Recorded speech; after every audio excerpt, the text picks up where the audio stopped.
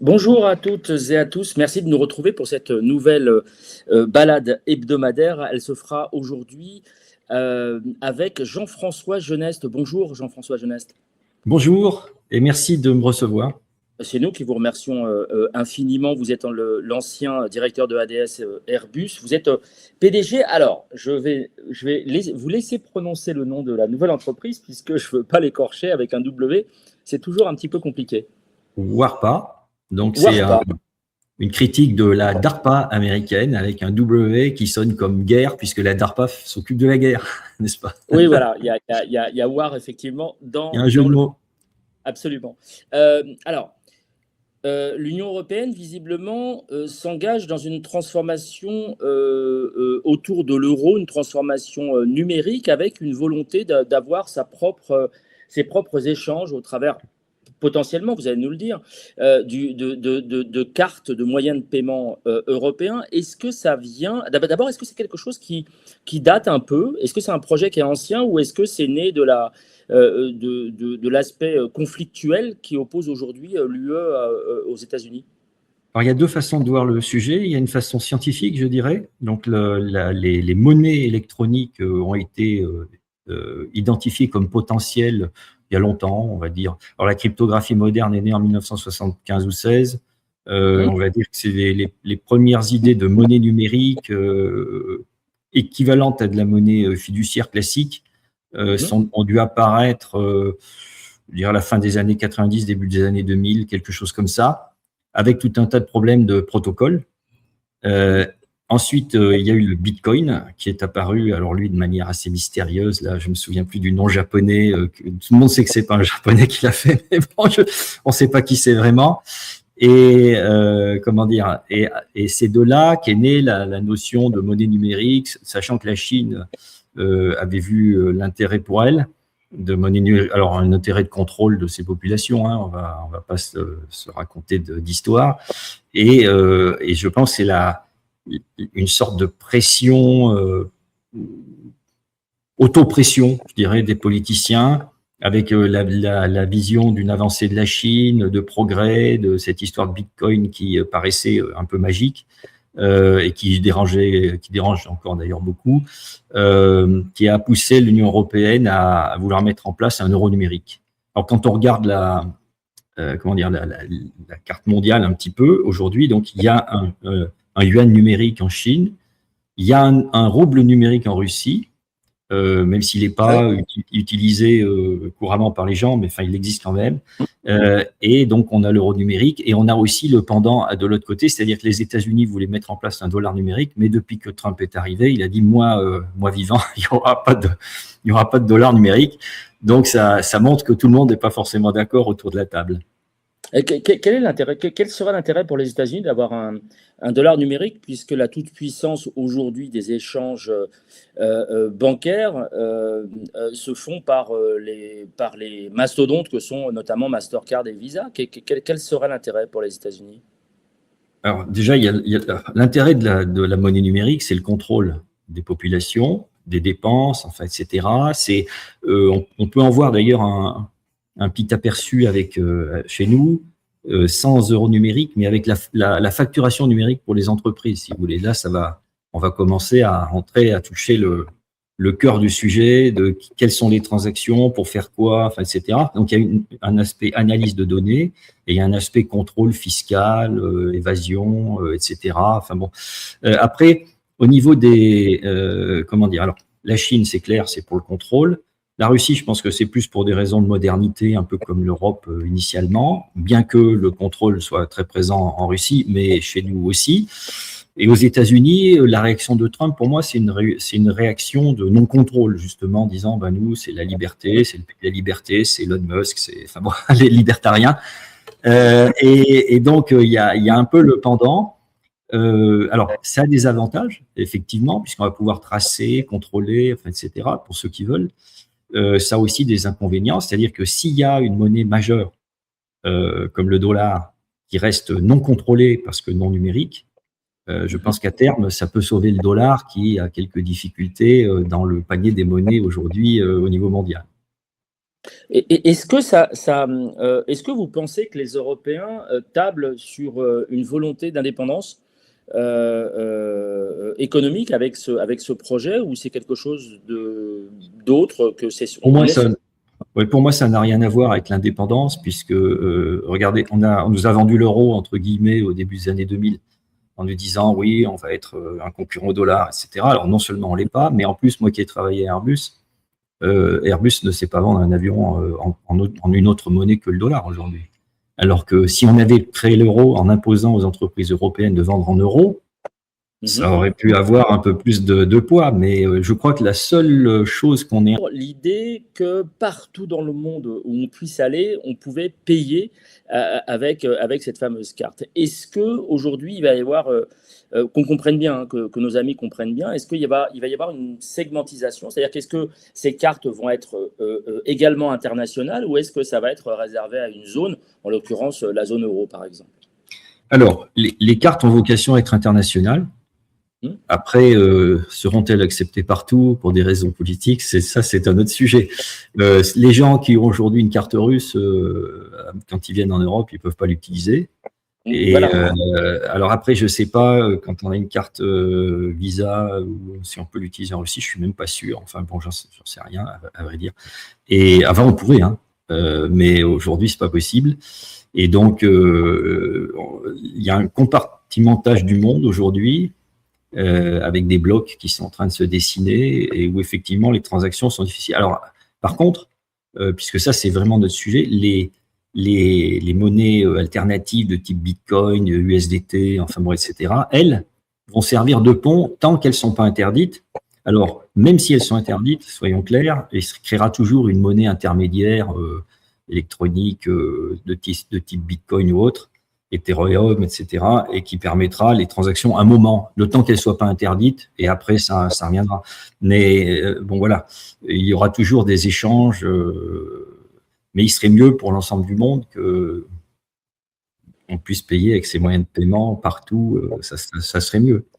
Idéalement, évidemment, d'où ma question. Est-ce que selon vos connaissances, est-ce que l'Europe met j'ai envie de dire, un point d'honneur, on va l'appeler comme ça, à justement contrarier ce que vous disiez tout à l'heure, c'est-à-dire que la traçabilité ne se transforme pas en contrôle des futurs possesseurs de ce fameux moyen de paiement électronique européen. Est-ce que vous pensez qu'ils y font attention, à savoir que ça ne se transforme pas en quelque chose, en une espèce de traceur des flux financiers et des activités de chacun?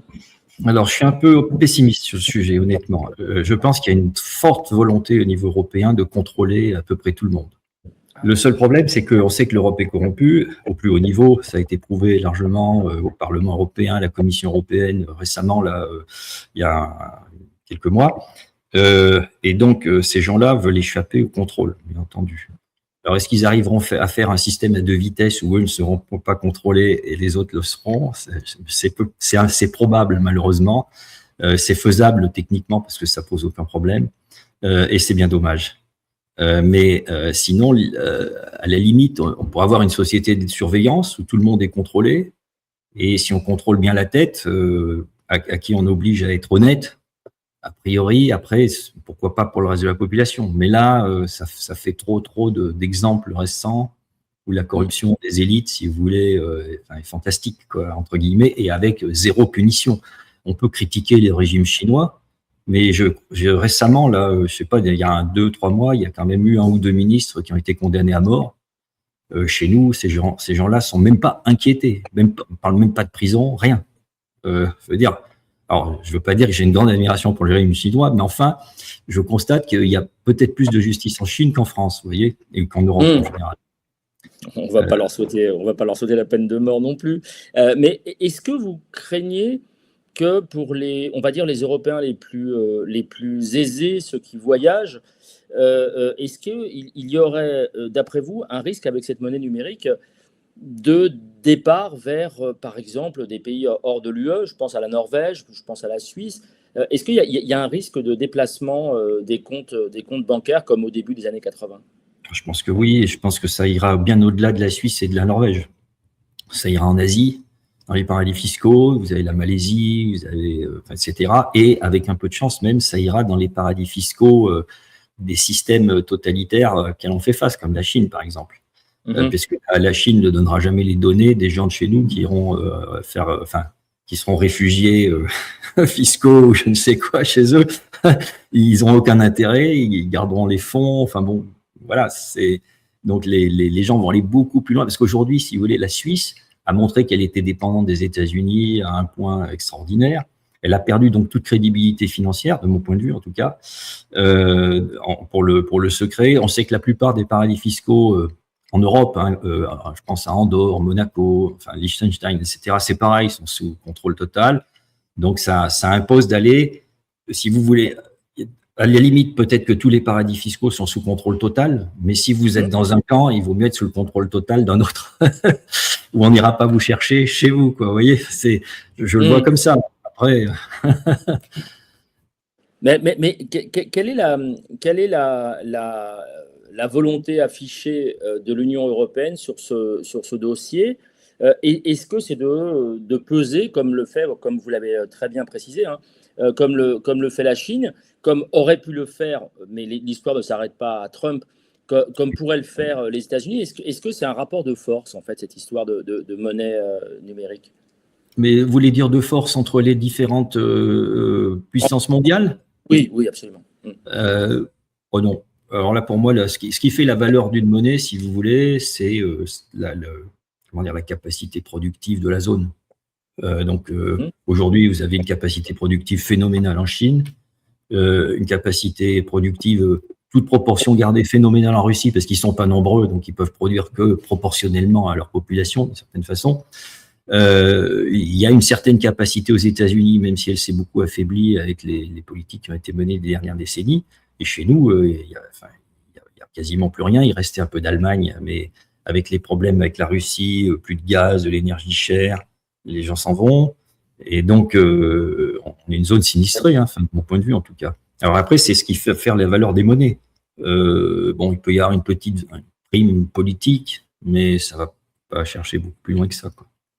Mais avec les disparités, notamment de revenus dans les pays de l'Union européenne, est-ce qu'on peut arriver à quelque chose de cohérent en termes monétaires, justement? Ça me semble troublant. Oui, alors la cohérence de l'euro, si vous voulez, est indépendante du fait qu'il soit numérique ou pas. Est-ce que l'euro peut survivre,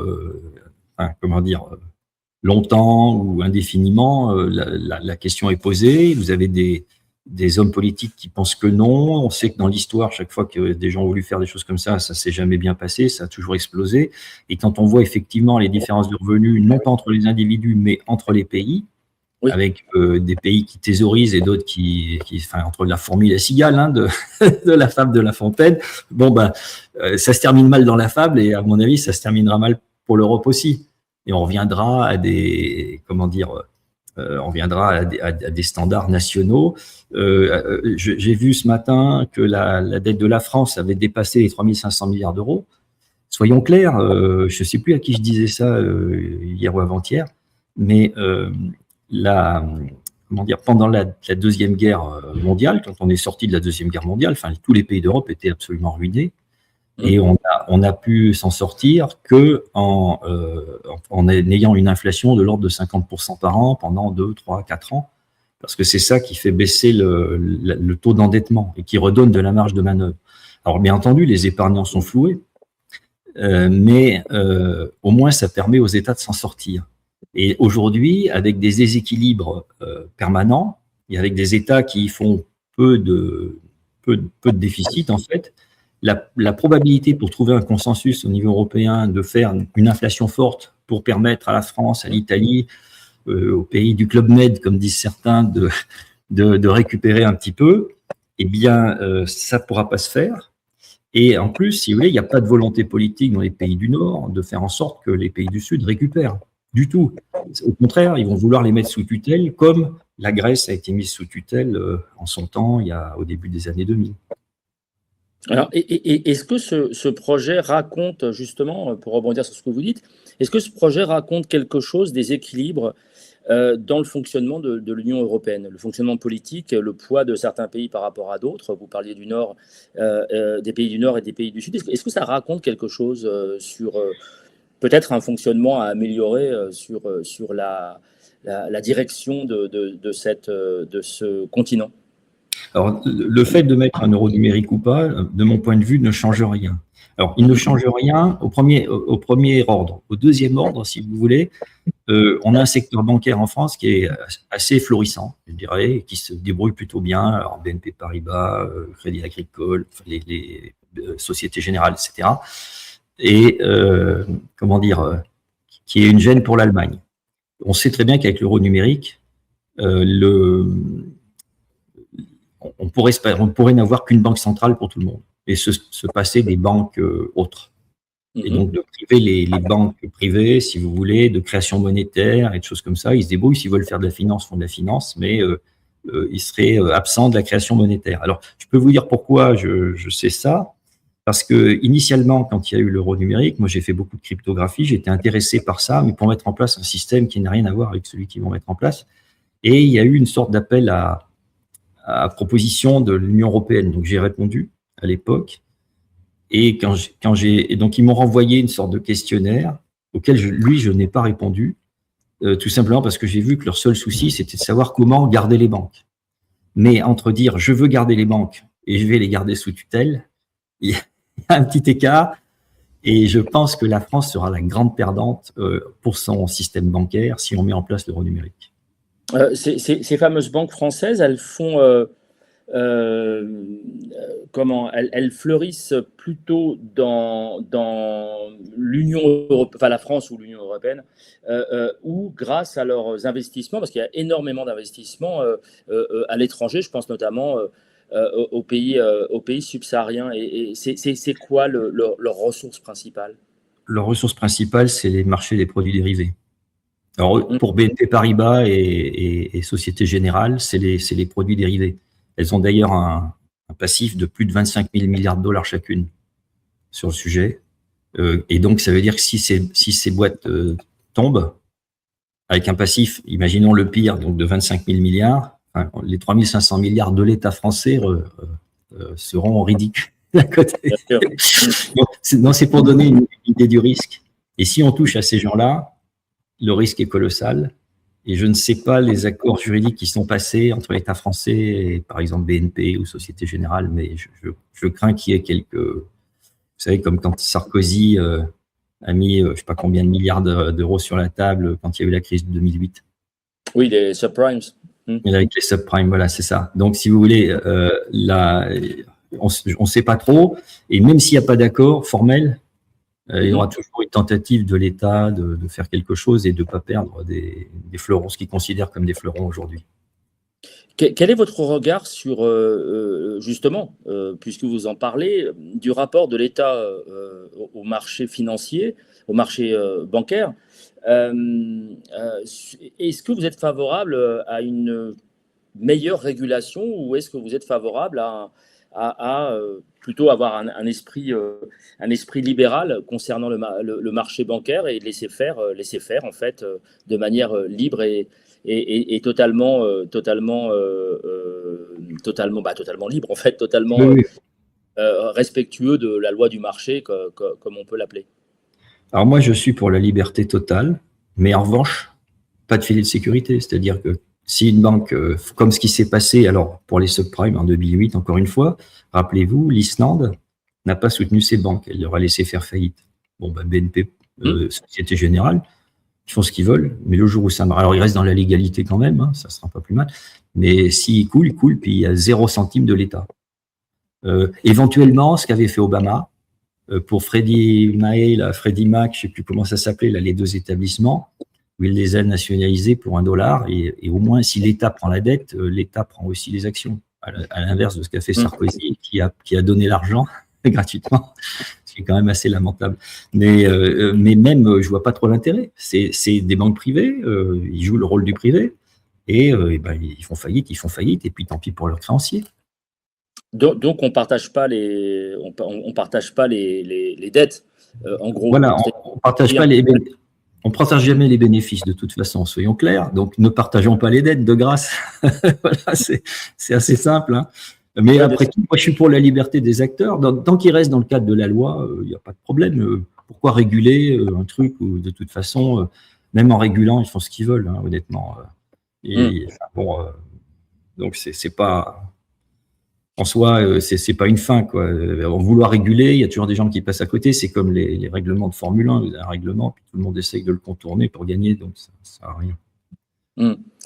On va revenir à l'européen ou l'européenne lambda. Quel est l'intérêt de ce projet de monnaie numérique? Très, très concrètement, qu'est-ce que ça peut changer? Qu'est-ce que ça va changer dans sa vie si c'est mis en place de tous les jours? Alors pour moi, ça n'a aucun intérêt. Pour l'Européen lambda, il va avoir une carte bancaire, plus ou moins banque, comment dire. Alors de sa banque d'origine, ou ça va être centralisé? Alors aujourd'hui, c'est ce qui est présenté, mais c'est ce dont on n'a pas besoin. On pourrait avoir une carte de banque centrale. C'est pas nécessaire d'avoir une carte de banque BNP, encore une fois. Vous êtes favorable à cette carte de banque centrale?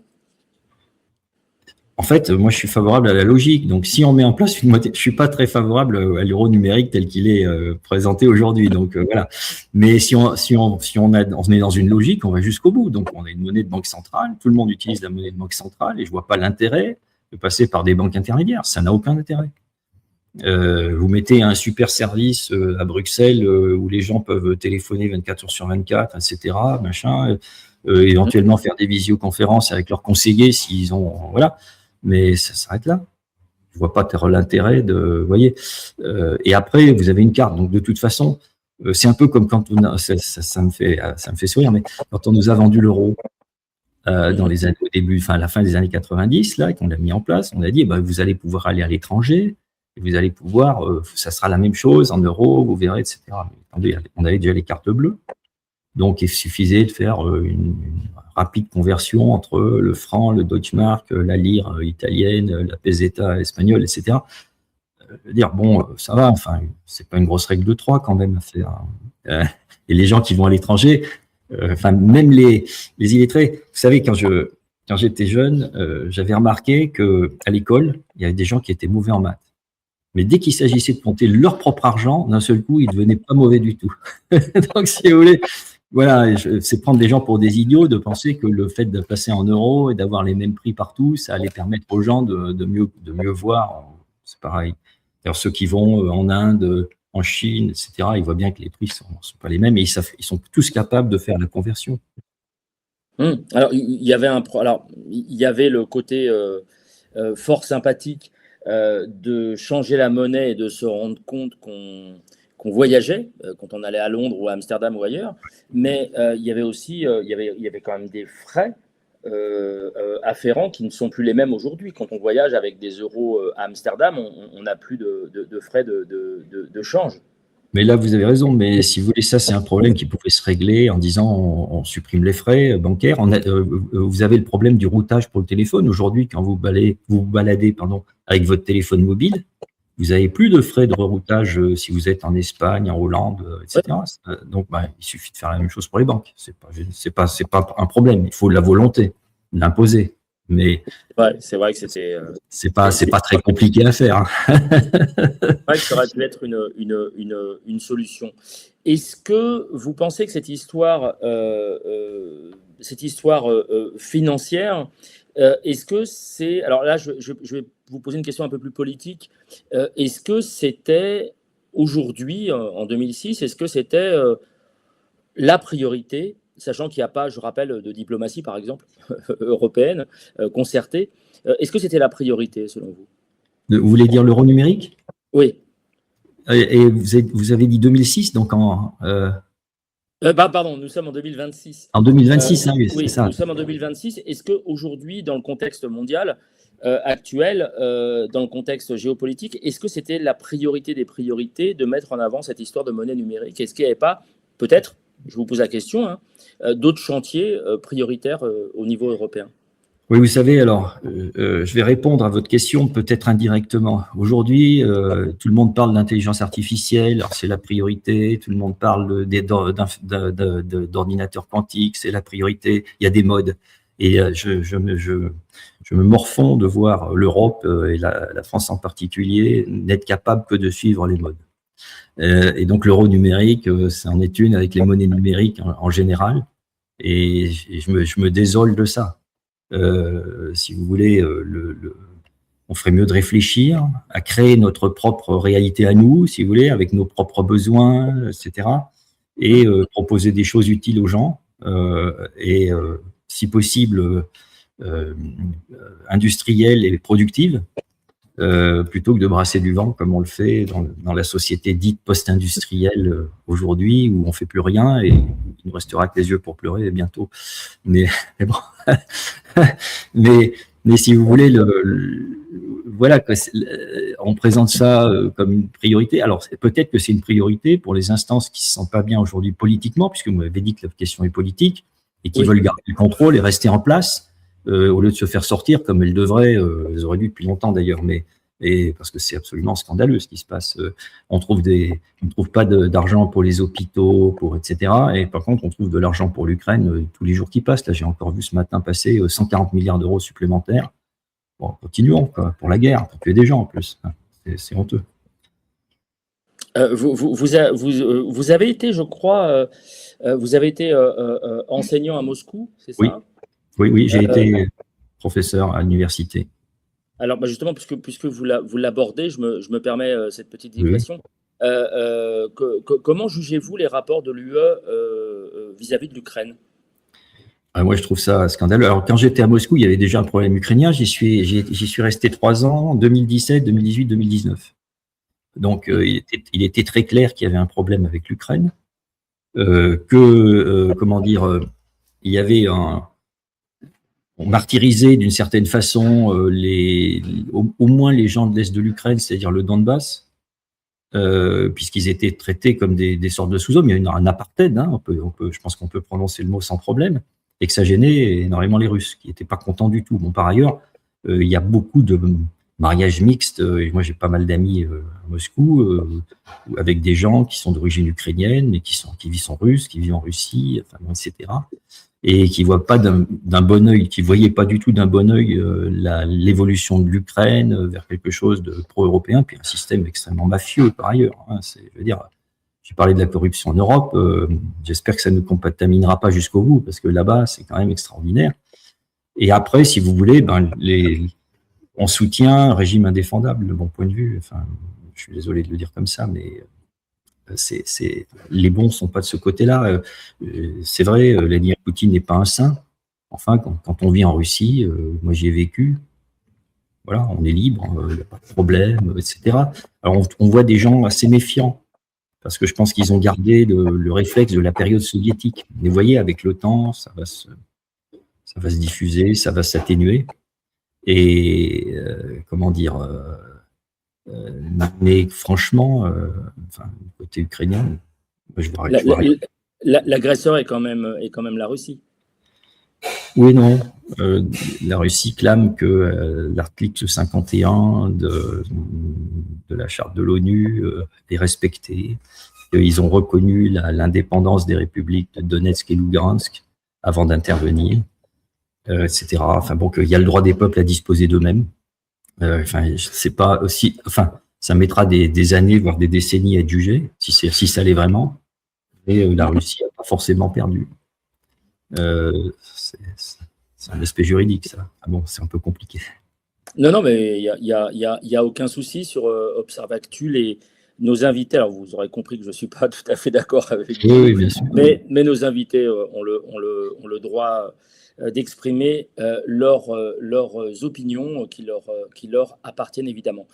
Avant de vous quitter, Monsieur Geneste, je voudrais que vous nous parliez de Warpa. À savoir qu'est-ce que c'est, Quesaco. Juste nous présenter votre société, s'il vous plaît. Alors, je vais la présenter assez rapidement et après je vais venir sur le sujet qui nous intéresse parce que j'ai j'ai un projet de monnaie, enfin, on va voir après. Donc, Warpa, c'est une société que j'ai créée en 2018, quand j'étais à Moscou, justement. En gros, avec l'objectif de faire tout ce qu'on ne peut pas faire dans un grand groupe de type Airbus. C'est-à-dire, c'est des groupes très conformistes qui se concentrent sur leur cœur de métier, qui améliorent toujours leurs produits, mais ils ne font que les améliorer, ils ne sont pas capables de faire des ruptures. En gros, c'est voilà. Donc, j'ai des projets de moteur spatial, donc une branche spatiale, une branche dirigeable, notamment pour l'Afrique. Ensuite, j'ai une branche. Attendez, excusez-moi, dirigeable? Oui, dirigeable. Donc, j'ai un projet dirigeable de 100 tonnes de charge utile.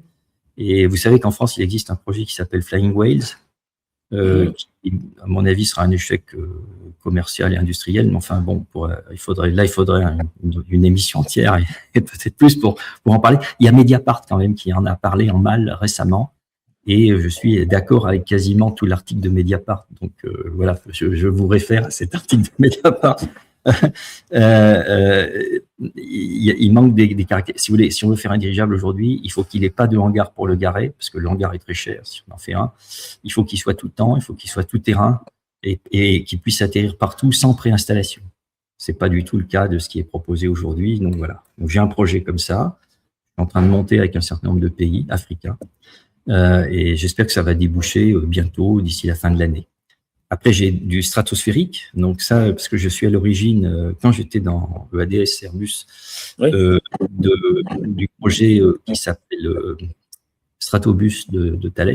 Donc à l'époque, il y avait EADS qui était autour de la table. Et on a décidé d'en partir. Donc j'ai des projets stratosphériques. Différents technologiquement, très, très substantiellement différents de ce que propose Thales. Je suis même pas sûr que ce qu'ils feront marchera, là, techniquement, pour le coup, parce que c'est un sujet très, très compliqué, à la limite de la faisabilité. Ensuite, j'ai une branche qui est plutôt missile, petit lanceur. J'ai donc un projet notamment de missile anti-flotte de drones. Donc, leur même missile peut descendre, entre guillemets, 6 drones. Un seul missile. Donc, avec un coup de missile, bien entendu, inférieur ou égal, au pire, au coup du drone qui est visé. Et ensuite, j'ai un projet donc qui est au point, parce que j'ai fait beaucoup de cryptographie. J'ai passé 17 ans dans le groupe de recherche cryptographie et complexité à l'École normale supérieure, la rue d'Ulm. Donc, l'idée, c'est de faire des transactions électroniques. Donc de compte à compte, dans n'importe quelle monnaie, où les acteurs se mettent d'accord sur les taux de change, en fait, etc., sans passer par une banque. Et donc, comment dire, et si vous voulez, l'idée, c'est de gérer un gâteau. Et Warpa fait passer la frontière du gâteau en fonction des différentes parts, vous voyez, sans que l'argent transite. Il n'y a pas de transit de monnaie. Donc, si vous avez un compte en France, votre argent reste en France, même s'il y en a un autre qui en possède une partie, vous voyez. Enfin bon, etc. Mais c'est géré par un organisme intermédiaire qui, lui, a des comptes, en gros, dans tous les pays du monde. Et alors, ce qu'on offre, c'est des transactions qui sont anonymes et à la fois traçables. Alors, je vais m'expliquer parce que on pourrait dire que c'est la société de la surveillance et celle que je veux surtout pas. Alors, être anonyme, c'est facile, il suffit de chiffrer correctement, etc., identifier les gens. Donc, il y a une première étape qui passe par une banque, par des banques, si vous voulez, par le système de Warpa, et où on valide des transactions, on prend les parts, mais on ne sait pas à qui ça appartient et on ne veut pas le savoir. Donc ça, c'est anonyme. Et après, il y a une trace de la transaction qui est donnée à un système juridique avec ce qu'on appelle un schéma à seuil. Et donc, le schéma à seuil, ça veut dire que, par exemple, si vous avez un nombre impair de juges, on va dire 5, dès qu'il y en a au moins 3 qui sont d'accord pour ouvrir les transactions, ils peuvent le faire physiquement. Maintenant, s'ils sont 23, c'est physiquement pas possible. Et c'est ces traces-là qui vont passer par un système juridique, judiciaire, mais il faut une majorité. Alors, au niveau d'un pays, ça peut se faire. C'est pas forcément à ce niveau-là que je veux le faire. Mais si je prends par exemple les BRICS, avec aujourd'hui, alors je ne sais plus combien ils sont exactement, mais enfin une dizaine, une quinzaine de pays. Ça pourrait être intéressant parce que vous avez un système où chacun garde sa monnaie.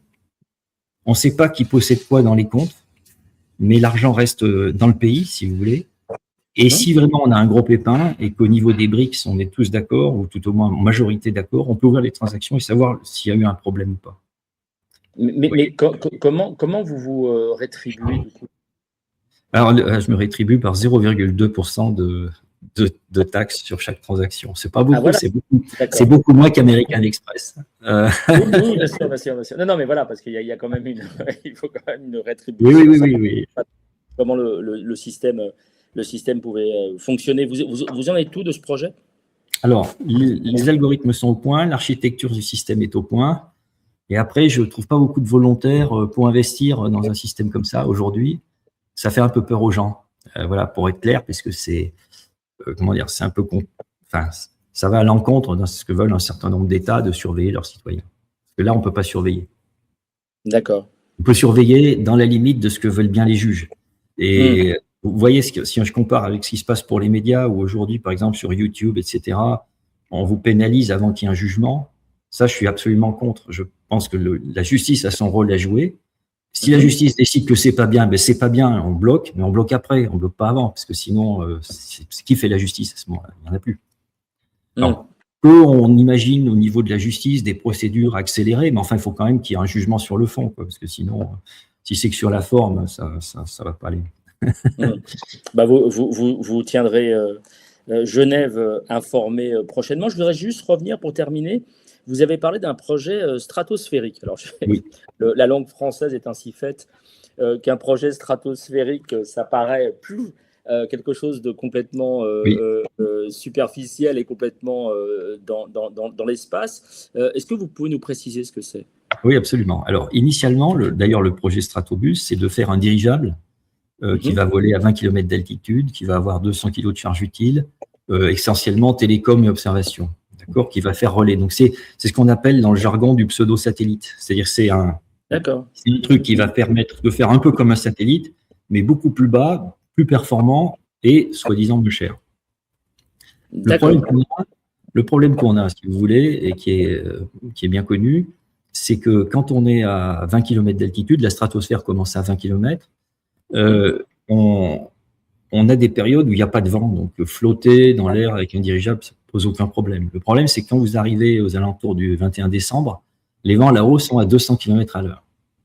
Et là, on a ce qu'on appelle l'équation de masse. Elle ne converge pas, c'est-à-dire que vous avez un engin pour flotter, il est gros, donc il vous faut de la puissance, mais comme vous n'avez pas assez de puissance, vous allez augmenter la capacité des moteurs, donc ça va devenir plus gros, donc il va falloir que l'engin soit plus gros, et comme il est plus gros, il faudra plus de moteurs, et vous n'y arrivez pas. Voilà, c'est ça le problème.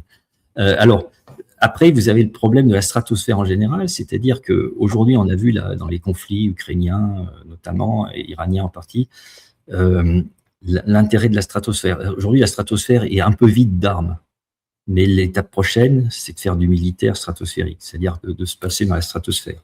Donc, il y aura des drones stratosphériques, il y aura des dirigeables peut-être stratosphériques, c'est compliqué, puis ça dépend du moment de l'année, vous voyez, et des choses comme ça. Et donc, on est en train, si vous voulez, il y a des gens qui parlent de l'arsenalisation de l'espace et de la militarisation de l'espace, c'est vrai, mais on va aussi militariser la stratosphère de manière inéluctable de mon point de vue.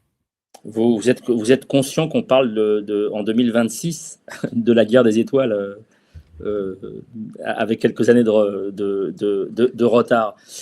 Toute dernière question, vous avez évoqué sur vos projets qui sont vraiment dimensionnés, même surdimensionnés. Dans vos projets, vous évoquez plutôt les pays africains que les pays européens. Pourquoi ?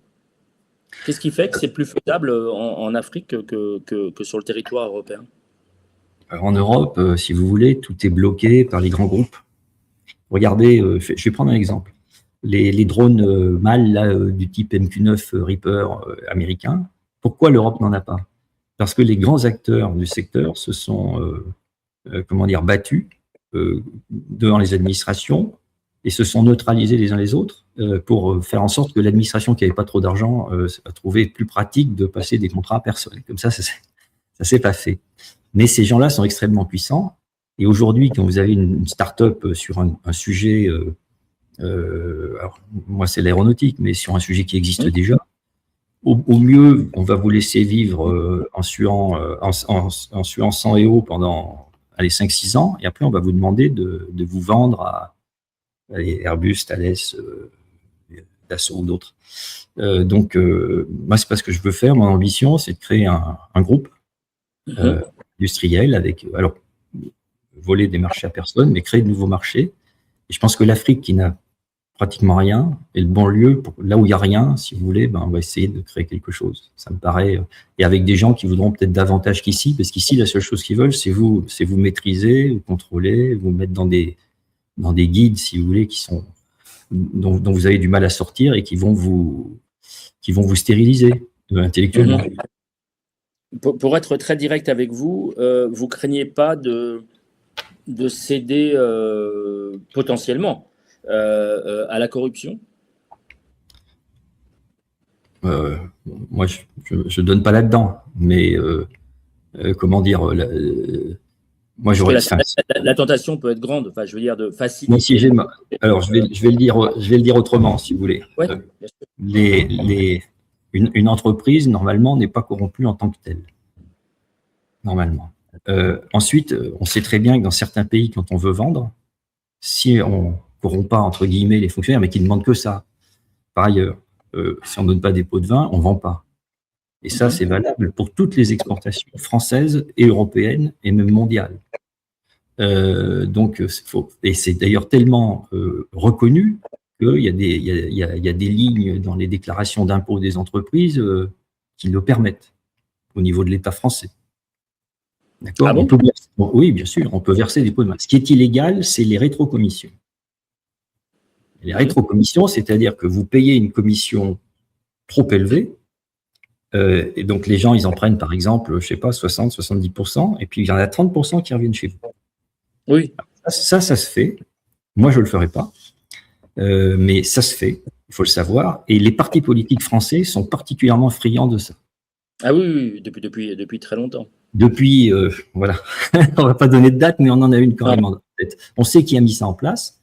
Donc, si vous voulez, bon, voilà. Mais pour les entreprises, à ma connaissance, moi, j'ai jamais eu connaissance de rétrocommission pour les entreprises. Alors qu'après, un dirigeant indélicat le fasse pour lui, bon, ça peut arriver. Mais bon, moi, j'ai pas eu connaissance de système industrialisé comme ça. Mais par contre, excusez-moi, je rebondis du coup. Oui. Vous dites que l'État français, le ministère de l'économie et des finances perçoit des impôts sur des pots de vin? Ah non, j'ai pas dit qu'il perd. Non. Il considère qu'on a le droit de déduire. On a le droit de déduire des impôts les pots de vin. Bah, ça veut dire la même chose. Ah non, ça veut dire que le ministère des Finances ne touche rien. Mais par contre, c'est des dépenses qui sont reconnues comme étant officielles.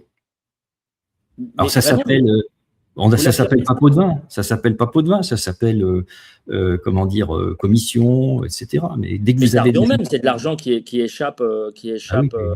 Attendez, il échappe au fisc. Honnêtement, quand vous voulez vendre, alors j'ai pas été du côté commercial d'Airbus, donc je veux pas engager Airbus en 10 ans. Mais dans certains pays, si vous donnez pas entre guillemets un pot de vin, un bakchich, vous appelez ça comme vous voulez, à certaines personnes, vous ne vendrez pas un seul produit.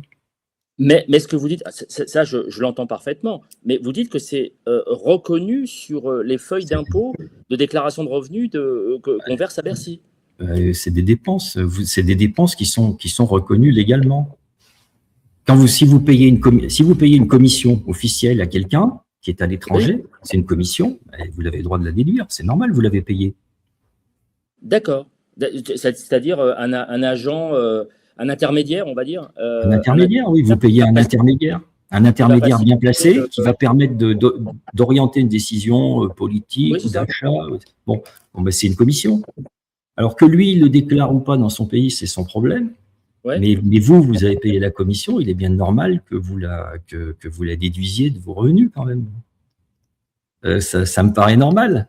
Et Ah oui, si je suis un peu cueilli parce que je ne savais pas qu'on pouvait déclarer ce qu'on versait aux intermédiaires, aux facilitateurs de contrats. Je ne savais pas que c'était déductible des impôts et que donc ça échappait du coup et que c'est nous qui payons du coup non, indirectement le manque à c'est pas, gagner. ah non, Ah c'est bah pas si, nous qui payons. bah Non, si, non, si, parce que c'est un manque à gagner. Le non, fait que c'est ce pas un manque soit à gagner. déductible, bah, Non, si c'est déductible, attendez, oui. la commission que vous allez payer, elle est bien inférieure au prix de ce que vous allez vendre. Donc, en fait, Non, non, non. Vous m'avez dit que c'était déductible. Du coup, ça signifie que c'est nous qui payons le manque à gagner.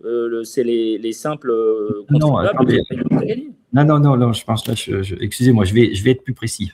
Vous Je vous vendez en par prie. exemple un avion à 100 millions d'euros. Hum. Vous allez payer 10 millions, alors, ouais, c'est des chiffres complètement, vous allez payer 10 Oui, oui, millions on d'euros. va Vous allez faire. payer 10 millions d'euros de commission.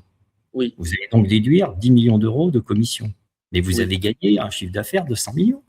oui, Et sur les 100 millions, vous allez bien payer, alors sur les 100 millions, moins 10 millions, vous avez payé de l'argent, vous avez payé des impôts sur 90 millions. Et vous avez gagné le contrat, parce que sinon, vous avez zéro. Donc, on est tous gagnants dans cette affaire-là. Enfin, en tant que Français ou Européens ou ce que vous voulez. Mais c'est comme ça. On peut pas. Il est bien normal que les dépenses qui permettent d'avoir des contrats soient déductibles. Jusque-là, voilà, je ne veux pas. non, mais je l'entends. Je vous dis, vous êtes absolument libre de vos positions. Moi, là-dessus, j'avoue que je suis un petit peu surpris, et pas forcément en accord, mais ça ne regarde que moi et je vous en tiens pas rigueur ni grief. Mais voilà, je trouve quand même que c'est assez étonnant que les intermédiaires, qui sont très souvent des gens occultes, cet argent soit déductible des impôts. Moi, ça me semble très étonnant. J'entends parfaitement votre argument sur le fait que, in fine, ça permet de conclure un contrat qui versera derrière d'abord des impôts, qui embauchera des techniciens pour fabriquer les avions. Je l'entends parfaitement. Oui. Juste, voilà, je voulais juste avoir cette petite précision de votre part. Elle est très claire. Il n'y a pas d'ambiguïté de ma part Oui, bien sûr. concernant. Jean-François Geneste, je voulais vous remercier infiniment. On arrive au bout. On a dépassé largement d'ailleurs, mais c'était hyper intéressant, franchement. J'ai appris beaucoup de choses. J'espère que nos amis également seront plus éclairés sur ces questions. Et puis sur Warpa, alors j'espère qu'on y reviendra quand vos projets seront avancés. L'antenne vous êtes ouverte. Et puis, écoutez, un salut depuis la Suisse, depuis Orléans, où je me trouve. Et puis, où êtes-vous là présentement? Moi, je suis à Toulouse, là, vous voyez, aujourd'hui, il va faire que 36 degrés. On a eu 43 il y a 2 jours. Pendant 2 jours, on a eu 43. C'était un peu chaud quand même. Mais bon. D'accord. Je ne savais pas que les gens qui avaient dirigé Airbus EADS étaient assignés à résidence à vie. Je ne pensais pas que vous étiez obligé d'habiter Toulouse pour Ah non, je ne suis pas obligé. D'ailleurs, j'ai habité Non. Moscou pendant 3 ans, donc si vous voulez. Non, je plaisantais. Je vous remercie infiniment, Monsieur Geneste, et je vous souhaite une bonne fin de journée, la moins chaude possible, et je vous dis à très bientôt. Merci infiniment. À bientôt. Merci beaucoup. Au revoir. Merci à vous.